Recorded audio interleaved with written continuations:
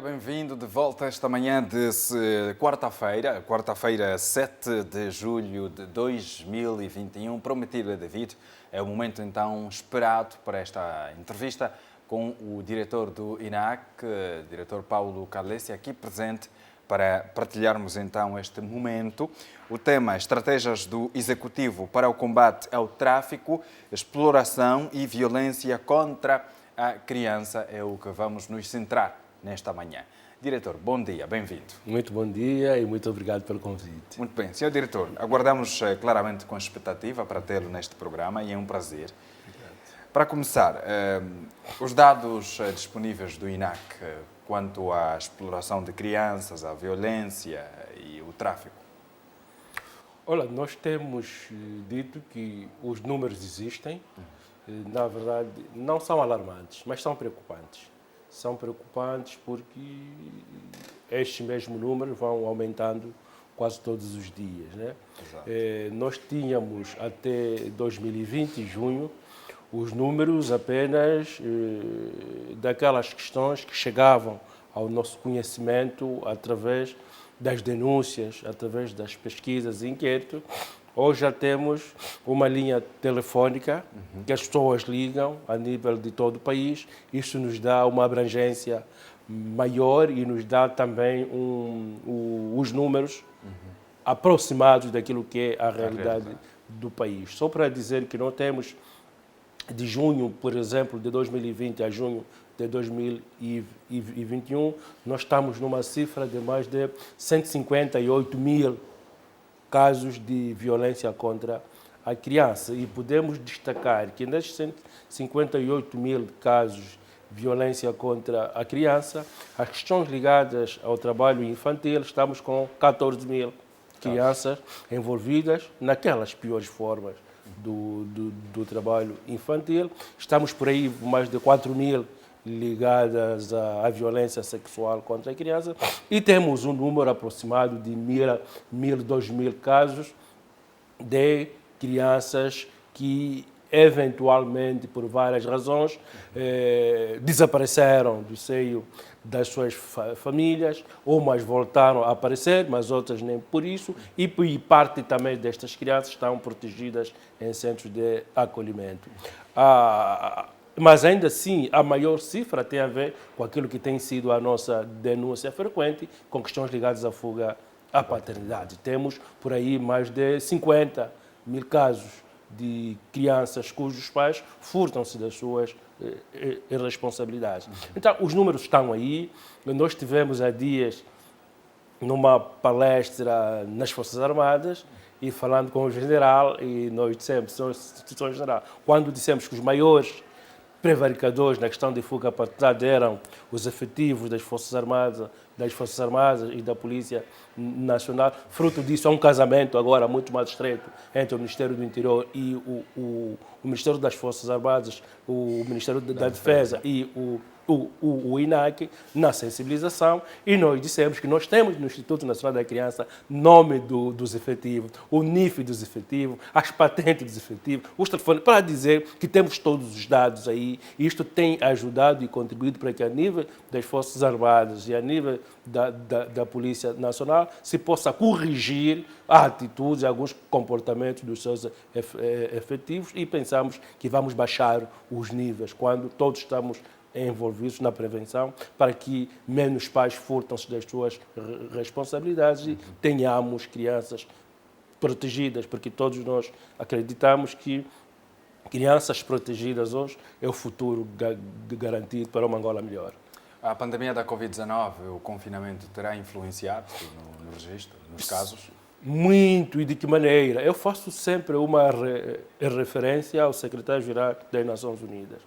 Quando da emergência, se assim posso dizer, do furto, da pandemia, da Covid-19, o secretário-geral das Nações Unidas apelou aos Estados-membros de que o número de casos de violência doméstica contra mulheres e crianças haviam disparado.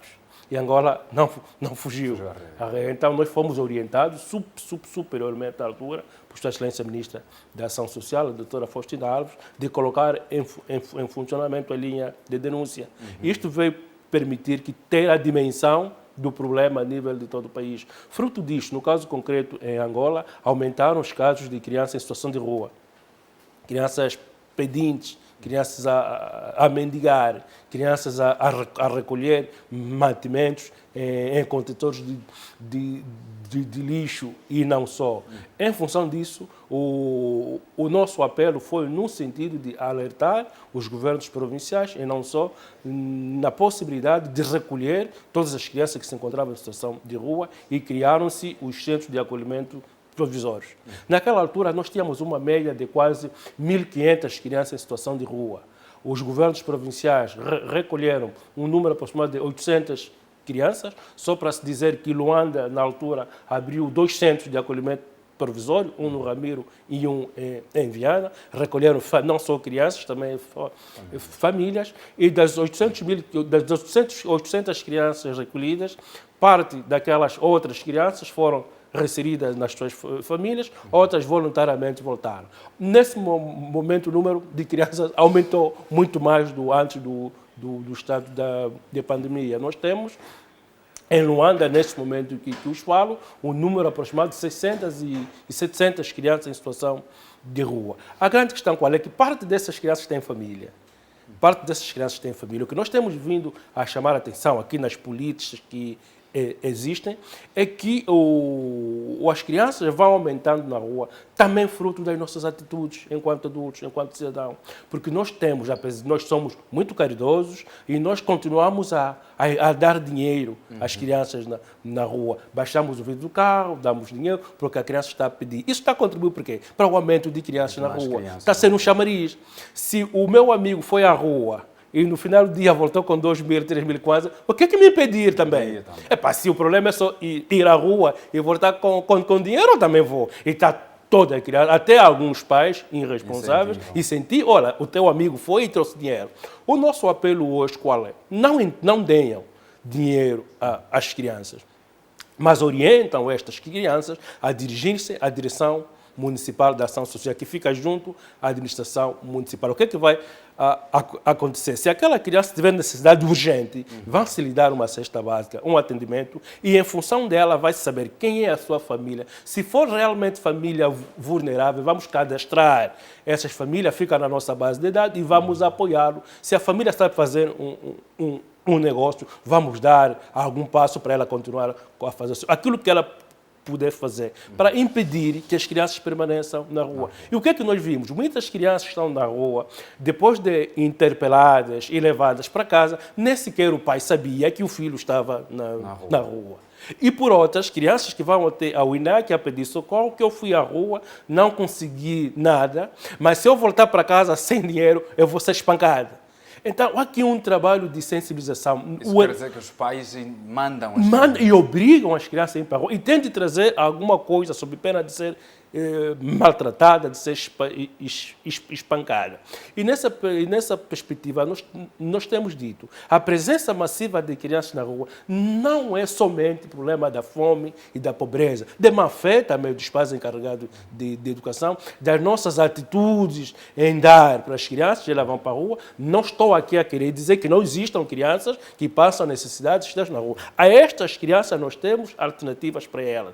Temos as cestas básicas, temos o apoio às suas famílias e temos os centros de acolhimento, que só em Luanda temos por volta de 25 centros de acolhimento, que nesse momento temos vindo a apelar. Primeiro, reconhecer o bom trabalho que esses centros fazem, porque apoiam as nossas crianças como a alternativa, e, por outra, apelar os empresários, pessoas de boa vontade, que apoiam os centros. Doem os centros, levam mantimento, levam apoio, porque os centros precisam, porque nesse momento difícil estão a proteger, a cuidar das nossas crianças. O que quero tentar dizer é que não é que a situação da criança está como se pensa, descontrolada, né? Que não existem lugares para as crianças ficarem, não há motivos para as crianças ficarem na rua, mas aqui os pais também têm de exercer o seu papel. Nessa perspectiva, aquelas crianças que realmente precisam, aquelas famílias que precisam, não mandem as crianças para a rua, vão até a administração municipal, na área social, exponham as vozes. Se não vos atenderem, aí sim podem bater as portas do INAC, porque eu tenho certeza que a administração vai atender, vai cadastrar e vai dar apoio, em detrimento de mandar as crianças para a rua. O que é que acontece? Correm muitos riscos. São abusadas sexualmente, são raptadas, são atropeladas, são espancadas e compromete o desenvolvimento dela e nem sequer vão poder ir à escola. Esta é a mensagem que nós temos vindo a passar. Se nós deixarmos de dar dinheiro às crianças na rua, mas orientá-los a irem para a administração do distrito ou do município ou ao INAC, nós vamos encaminhar aos projetos que existem nas igrejas, por exemplo, ou já cozinhas comunitárias, e as igrejas estão a fazer um bom trabalho nos distritos e não só. Quem tem fome vai realmente comer. O que acontece qual é? Quando interpelamos as crianças, não, estou com fome, filho, há uma cozinha comunitária, vai comer. Não quer ficar na cozinha, não quer comer e quer ir pedir esmola. O que é que pedem as crianças? Estou a falar do exemplo concreto do Quilamba. Litros de óleo, pacotes de massa. Se deres um copo de arroz, a criança não quer, porque ela vai vender aquele produto. Ok.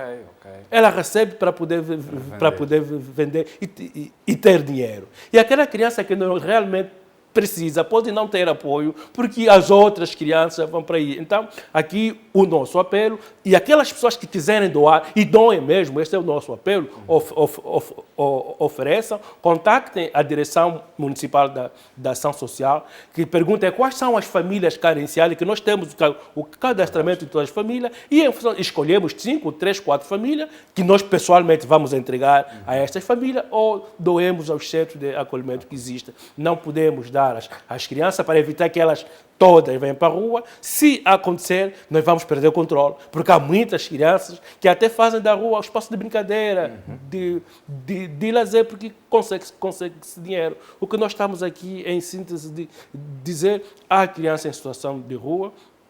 Algumas precisam sim, mas essas devemos encaminhar às instituições competentes, certeza que vão ter apoio, e aquelas que vão para ir para brincar ou que os pais obrigam, vamos denunciar esses pais, vamos sensibilizá-los, e aqueles pais que têm recebido apoio, essa é outra questão, são cadastrados, recebem, não, eu sou pedreiro, recebem um kit de pedreiro, eu sou alfaiate, recebem um kit, o que é que vai acontecer? Depois vende o kit. Um mês depois, quando a área da administração, da área social, vai fazer o acompanhamento, já vendeu o kit outra vez a pedir. Então, são essas pessoas. E as crianças voltam à rua, as famílias também não colaboram. É preciso criar aqui, aquela imagem que o governo dá, eu faço o que quiser, estamos a prejudicar as outras famílias que realmente precisam. Depois somos nós que vamos criticar, que não têm ajuda, não tem apoio. Então, aqueles que precisam, não temos tudo, não temos muito, mas o pouco temos vindo a apoiar as famílias e, através das famílias, protegemos as nossas crianças.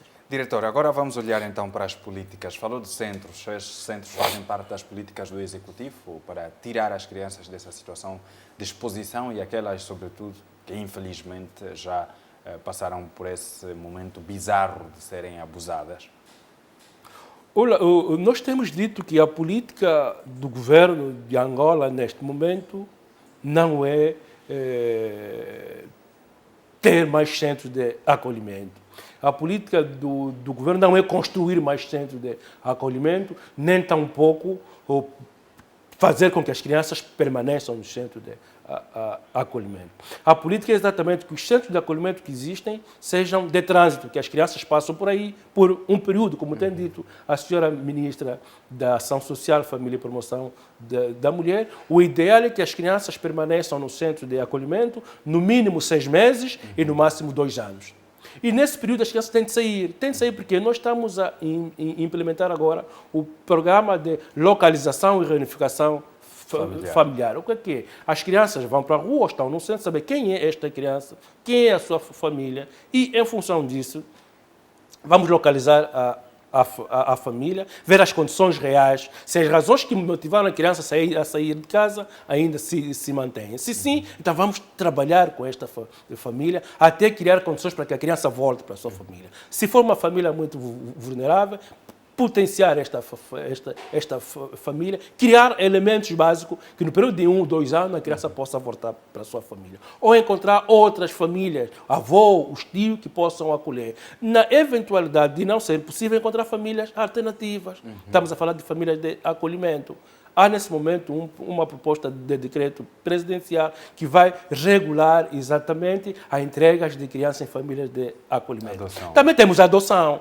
As crianças também podem ir para o processo de adoção ou tutela. Até neste momento, quanto à adoção, estamos a simplificar.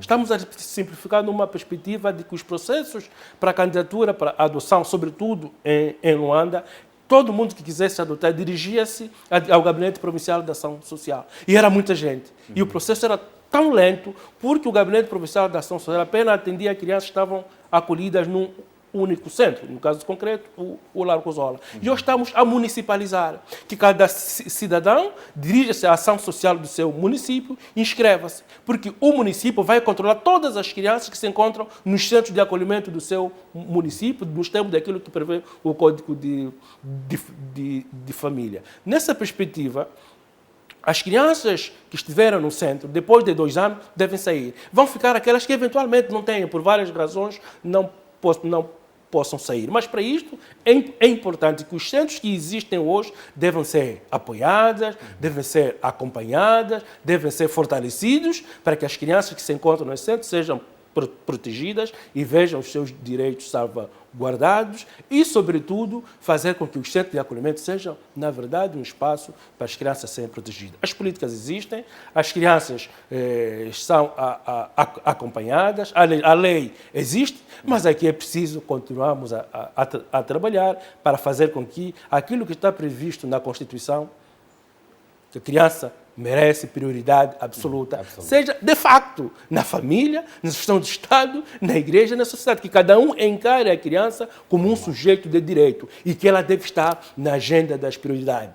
É criança, tem que ser prioridade e não deixar a criança fica lá, depois a gente vê isso. Não, e o que acontece? Nós estamos a adiar o país.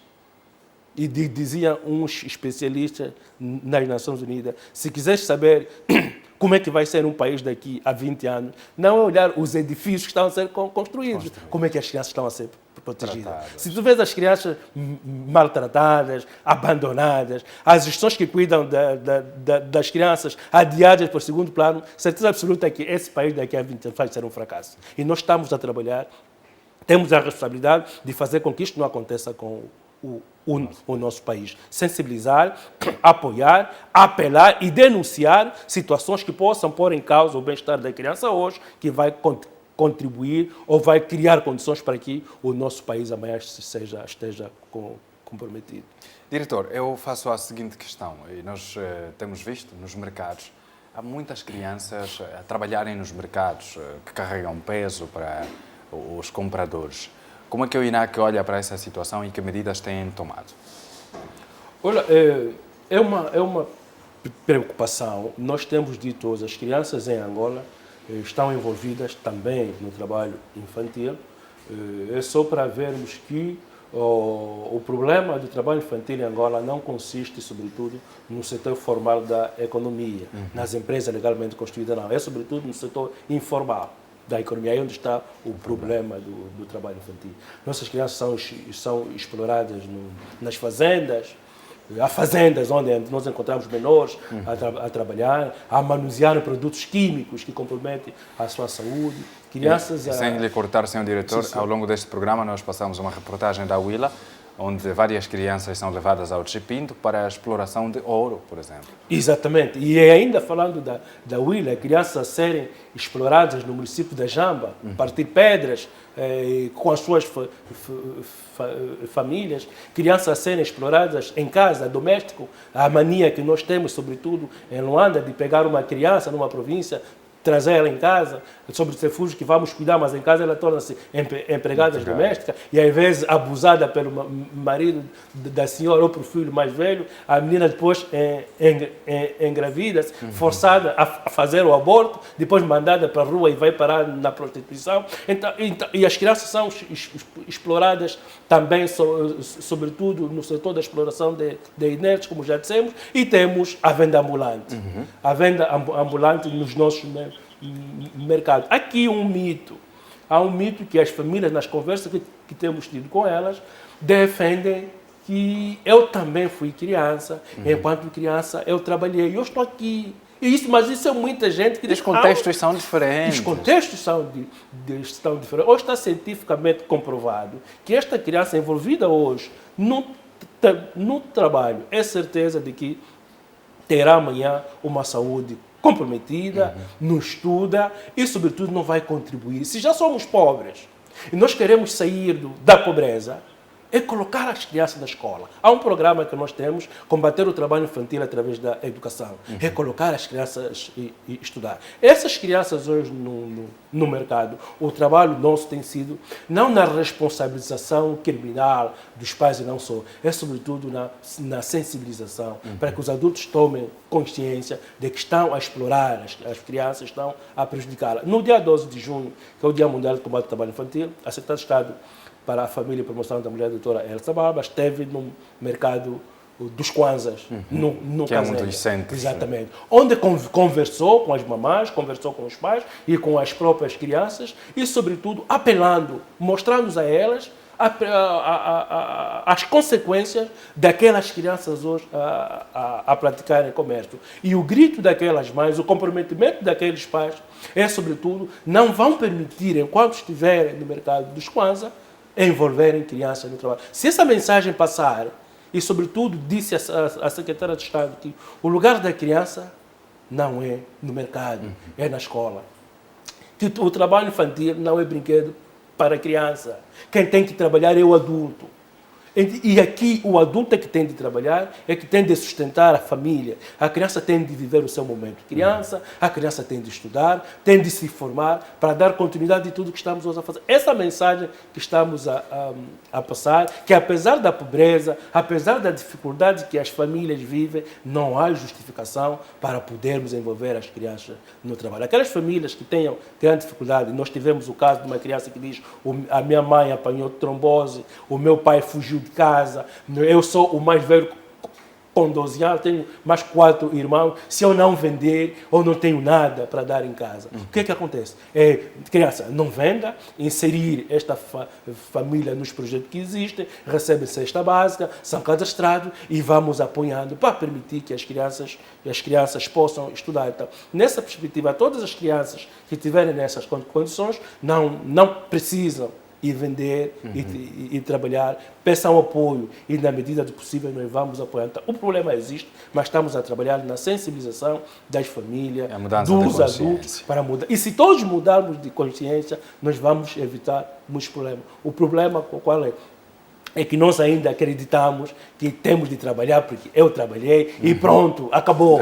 Então, vai ser preciso muito trabalho, vamos conversar muito, vamos falar muito e temos certeza que nos próximos dias, com os programas que existem, sobretudo de combate à fome, à pobreza, moralização das famílias, o Plano Nacional de Combate ao Trabalho Infantil, enfim, e sobretudo uma componente muito forte de sensibilização, vamos sim conseguir baixar os níveis e vemos as nossas crianças a sorrirem. Diretor, pode ser algo em tom de gozo, mas é uma verdade. Falou aqui das Forças Armadas Angolanas, da Polícia Nacional, que acabam por liderar a lista dos casos de abandono ou de fuga à paternidade. Disse muito por aí também que a comunidade de jornalistas consta da lista. Olha, hoje entram os jornalistas e também entram os taxistas. Os jornalistas com maior preocupação da nossa parte, né? Porque é com eles que nós contamos todos os dias para passar a informação. O bom disso qual é? É que se no passado os militares e os polícias, que o INAC e os parceiros, temos uma sala de mediação de conflitos familiares que envolvem crianças, onde tem os nossos especialistas, os juristas, os psicólogos e tudo, e chamamos os pais para poder ter um diálogo, aconselhar. Se houver consenso, assina-se um memorando, e se não houver, remetemos o caso ao tribunal, à sala de família. E no passado, os polícias militares negavam-se. negavam-se a ir. Agora vão porque os chefes baixam a orientação. Os jornalistas, é o contrário. A primeira convocatória, ele está a vir a correr. Quer dizer, esse é o lado bom, né? É o lado bom porque ele vem a correr e expõe. Não, a intenção não é esta, que a senhora, por uma razão ou outra, e existe um número elevado de jornalistas também, mas é muito fácil buscar consenso. Normalmente chegamos a um consenso. No primeiro diálogo, chegamos a um consenso e eventualmente pela compreensão, pela imagem que tem, pelo E trabalho. também lida com a informação. E lidam e têm noção das consequências disto. Normalmente, os jornalistas aproveitam esta convocatória para este diálogo para poder dirimir os conflitos que existem com a mãe da criança que tem contribuído. Na verdade, sim, ali há jornalistas no meio e de diversos órgãos também, né? Espero que o senhor doutor, o meu jornalista, não faça parte, para assinar uma convocatória para chamar os próximos dias, se ver lá uma queixa contra Felizmente não. Espero que os demais colegas deste canal também não estejam envolvidos neste caso. Porque, olha, nós temos o contacto direto com o senhor diretor e não é por essa razão que vamos encarar como uma situação fácil. Não, se cometeu mesmo. Não, porque as consequências da fuga paterna são muito graves. Muito graves. Não, eu digo sempre, não é normal que um pai de sã consciência abandone o seu próprio filho. Eu sempre digo, quem vai cuidar do seu filho?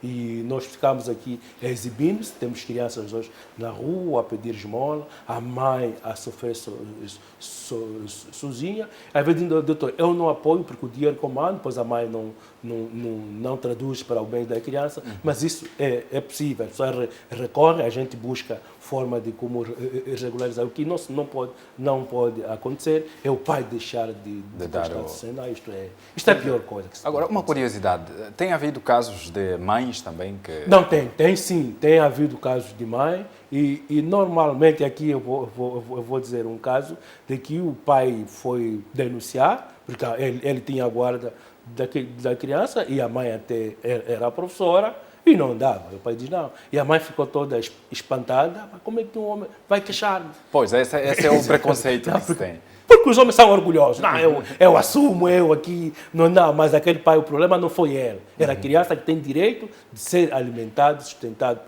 pela mãe também. Então, se a criança está comigo, a mãe tinha a obrigação. Não, mas ele até ganha muito dinheiro, ele tem problema. Não é se ele tem ou não tem. Mas é que a mãe tem de sentir que tem um filho. Tem responsabilidade repartida, 50%. Exatamente, tem que contribuir. Então, as mães ficam às vezes meio aborrecidas, meio zangadas, mas temos mães que na verdade também não prestam assistência e os pais recorrem. Muito poucos pais que o fazem, aquele orgulho também, né? São normalmente as mães que vão denunciar. E hoje estamos melhor, porque os nossos magistrados já estão a traduzir na prática aquilo que prevê a Lei 25/11, que é a Lei contra a Violência Doméstica. Há menos de 2 meses, a juíza do Tribunal de Luanda, a doutora Juline, na sentença, ordenou a prisão de 2 pessoas. 2 anos de prisão efetiva por não prestarem alimento aos seus filhos.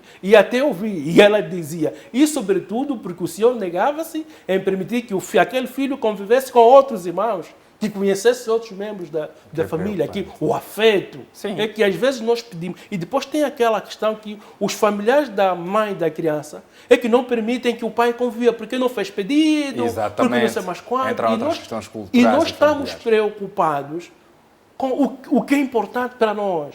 Não, hoje o inverso. O que é importante para a criança? O que nós em direito chamamos o princípio do interesse superior da criança. O mais importante não é o que nós queremos. O que é melhor para a criança? É que ela conviva com o pai, conviva com os familiares do pai, para a sua estabilidade até emocional. Aqui, inverter o quadro. Não nos preocupamos conosco. O que é que nós queremos? Mas o que é melhor para a criança? Quando tivermos esta percepção, vamos deixar de pensar, não fez pedido, e o senhor diz, mas eu não estou mais com a mãe da criança, fazer pedido para quê?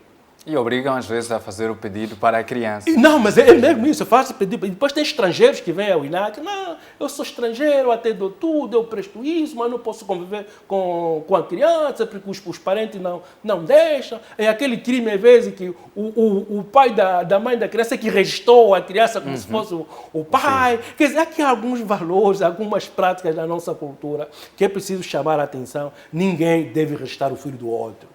Cada um registra o seu filho. Se for seu neto, é seu neto mesmo. Se quiser, não posso. Os padrastos, a mania de registrar os filhos das esposas, não, isso até é crime. Porque tu vais para a conservatória, vais prestar as falsas declarações, vais mentir que o filho é seu. Que se quiseres registrar o filho da sua esposa ou do seu esposo, tem que adotá-lo. A lei permite isto. Então temos que partir aqui de um princípio, deixar as coisas estar como a lei prevê. É teu filho registra, não é? Não registra.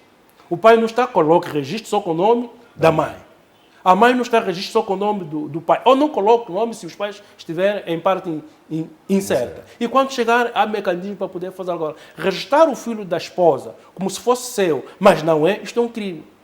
E se quiseres, entre com o processo da adoção, podes adotar o filho da sua esposa. A própria lei prevê também. Então, há um conjunto de situações culturais que comprometem também. Estamos a falar, por exemplo, do registro de nascimento. O Ministério da Justiça abriu nas maternidades os postos de registro, mas as famílias não querem registrar. E temos muita criança fora do registro. Por quê? Porque sai da maternidade, vai para casa, porque o avô ainda tem de ver a mão da criança, tem de fazer aqueles testes se na verdade é o pai, tem que chamar o bisavô para fazer a cerimônia, e tudo isto depois as crianças acabam ficando sem registro. Então, queremos também aqui apelar que alguns valores, algumas práticas da nossa família e cultura não podem comprometer o bem-estar da criança. É preciso que as famílias priorizem o que é melhor para a criança. O que é melhor para nós pode ficar em segundo plano. Primeiro, o que é melhor para a criança. E se todos tivermos esta compreensão em todos os níveis, eu tenho a certeza absoluta que deixaremos de ter muitos problemas que hoje enfrentamos, porque nós colocamos primeiro os nossos interesses e deixamos as crianças em segundo ou terceiro plano. Segundo ou terceiro plano, e assim não estamos a contribuir para um país melhor. Muito bem. Senhor Diretor, antes do fecho, recomendações e também falar um pouco do funcionamento do serviço SOS Criança, que foi lançado o ano passado. O ano passado, sim. Já está. Olha, para dizer que este serviço foi um grande desafio do Ministério da Ação Social, Família e Promoção da Mulher, através do INAC. Eu me lembro como se fosse hoje. A Sua Excelência Ministra da Ação Social chamou-me, eu entro no gabinete dela. Antes dela sair, ela disse: diretor, o SOS. Nós tivemos em Genebra, na altura, a Secretária de Estado dos Direitos Humanos, quando apresentávamos o nosso relatório sobre a situação da criança em Angola, ela pergunta: diretor, o SOS vai sair mesmo? Então estávamos todos céticos. Vai sair, o próprio colega do Unicef, o SOS vai sair mesmo. Então, a nossa aposta e o apoio que tivemos da ministra é exatamente fazer sair. E fizemos-lo acontecer no dia 16 de junho, dia da criança africana. Arrancou 24 horas, funciona 24 horas. Temos um casamento perfeito com o CISP, o Centro Integrado de Segurança Pública da Polícia Nacional, na pessoa do seu diretor, Dr. Lutucuta. Temos uma relação excelente. O seu SOS Criança funciona no INAC das 8 às 16 horas. Depois das 16 horas, nós temos a extensão no CISP. Quer dizer, os efetivos do CISP, da Polícia Nacional, assumem o número. Nós temos a extensão, temos telefones lá no CISP, temos uma sala para o SOS Criança, assumem o atendimento até o dia seguinte. E são capacitados, são formados, no fundo estão integrados no SOS. Os 164 municípios desse país ligam para este número gratuitamente. E nós, em função disso, reencaminhamos as denúncias para a polícia, para a ação social, para a saúde, e está a funcionar. Hoje as pessoas denunciam, hoje as pessoas olham para a linha como um serviço que vale a pena ter. E, sobretudo, aconselhamento e orientação. Temos alguns constrangimento, não tanto na chamada, mas na operacionalização dos serviços, lá onde o nosso colega do município deve ir atrás. Alguns constrangimentos, mas que aos poucos vamos encontrando a alternativa. Como recomendação, eu acho que a principal recomendação é no sentido de que cada um de nós deve colocar mesmo a criança com prioridade absoluta, em todos os níveis, na família, na igreja, nas instituições públicas e privadas, que quando se tratar da criança, porque é única, na Constituição que tem absoluta prioridade, é única. Ninguém mais no sistema da Constituição tem absoluta prioridade, é a criança. Então, se nós colocamos ela mesmo com absoluta prioridade na administração municipal, quando o administrador do município colocar as preocupações da criança como uma prioridade absoluta, muitos problemas que hoje temos nos municípios vamos resolver. O que é que acontece hoje? Quando a criança, não, isso aqui... Então, se nós, como eu disse... E acontece às vezes, essa criança, não, é com o INAC. Não, e nós temos que... Não, o INAC não é o instituto que resolve os problemas das crianças. O INAC é o instituto que o Estado criou para ser os olhos e os ouvidos, como é que os direitos da criança estão a ser implementados em Angola. O INAC vela por todos os aspectos ligados aos direitos da criança e apelamos, alertamos, aconselhamos, orientamos, sugerimos até ao Executivo que há um problema, que é preciso atacarmos disso, por causa das consequências. Então, nós somos os olhos. Os que devem executar, por exemplo, a criança que está doente, não é o INAC que vai dar pica, é a saúde. A criança que tem fome não é o INAC, é a ação social. A criança que cometeu crime não é o INAC, é a polícia. Mas nós temos a dimensão toda. A criança que o pai não sustenta, se a gente aconselha o pai não acata, é o tribunal que tem que aplicar as medidas. Mas é preciso que essas instituições todas, que nós temos que integram o Sistema Nacional de Proteção da Criança, devem colocar a criança como prioridade absoluta. Porque senão, é como dizia um especialista, não existe um direito mais importante para a criança. Todos os direitos são importantes e devem ser encarados da mesma perspectiva. Ele dizia, um navio como o Titanic, se tiver um furo, por mais pequeno que seja, a água vai penetrando e vai afundar. Se nós deixarmos de garantir um direito, este direito vai comprometer todos os outros direitos. Então, é preciso que cada um, em função das suas responsabilidades e da sua atuação, cumpra o seu papel. Se o teu papel é dar dinheiro para que as instituições funcionem, dê mesmo dinheiro. Porque se tu não der, aquele que tem o trabalho de fazer alguma coisa para a criança, vai deixar de fazê-lo. E vamos comprometer o trabalho dos outros que estão a fazer. Se o tribunal, para julgar um caso de fuga à paternidade, demorar 2 anos, a educação não vai dar escola, porque aquele pai que não sustenta, a criança não vai poder ir à escola. Então, há aqui toda uma ligação e a recomendação é que cada um, ao nosso nível, coloque. Quando o INAC mandar, por exemplo, uma peça da TV Palanca para passar o spot, passe mesmo. É imediato.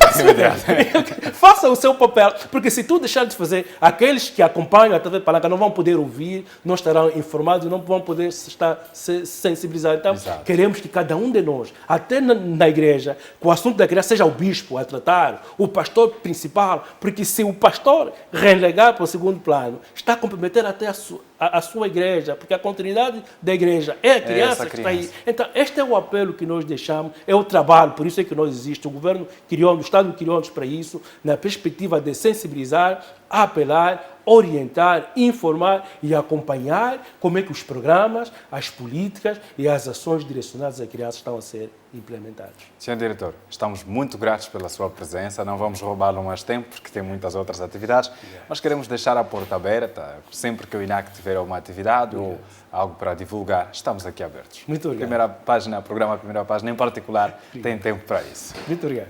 Obrigado, Sr. Diretor, e obrigado ao nosso telespectador. Rapidamente vamos a uma curta pausa, voltaremos em breve.